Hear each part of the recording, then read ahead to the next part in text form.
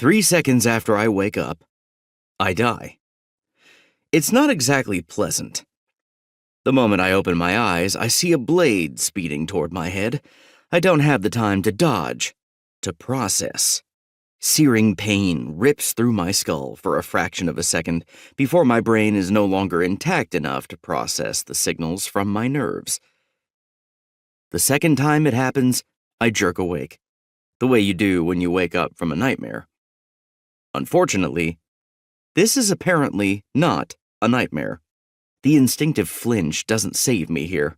All it does is make it so that the blade's lodged in my throat instead of going through my skull. One powerful jerk later, I glimpse the sight of my own severed neck. The massive shadow above my body lets out a chittering roar. The third time, I'm expecting it. Fool me once and all that. The moment consciousness hits me, the moment I feel the cool breeze on my skin again, the dirt beneath my back, and the mossy smell in the air that tells me this is very much not a dream, I throw myself to the side.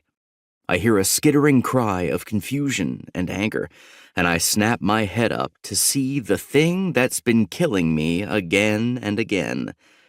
It's a monster, a bear-sized mantis thing with a few too many limbs. An insect magnified into horrifyingly large proportions that let me see every grotesque detail. There are tiny hairs embedded in its carapace, veins that somehow connect two of its arms to long metallic scythes. And one of its eyes is gouged out. There's a cracked mess of carapace and flesh where it should be, and the feeling of revulsion at the sight vanishes when the monster lets out another screech. It's tugging frustratedly on one of its limbs, which is stuck firmly in the ground. You know, from when it tried to stab me. Right, life or death situation. I've already died twice, and I have no desire to die a third time. There's some text hovering in my peripheral vision that's starting to really annoy me, but I don't exactly have time to read, so I run. What else am I supposed to do?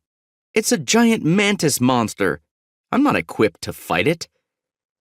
It occurs to me, as the vegetation speeds past and I stumble my way around cactus-like plants with thorns nearly as long as my fingers, that I don't even know where I am. I don't recognize anything around me.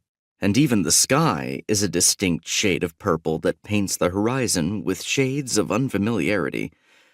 It also occurs to me that my clothes are unfamiliar. They're certainly not what I fell asleep with, but they do look like they've been repurposed out of various things in my bedroom. For some reason, that's the detail that strikes a chord of fear within me. It's the detail that makes this all seem real.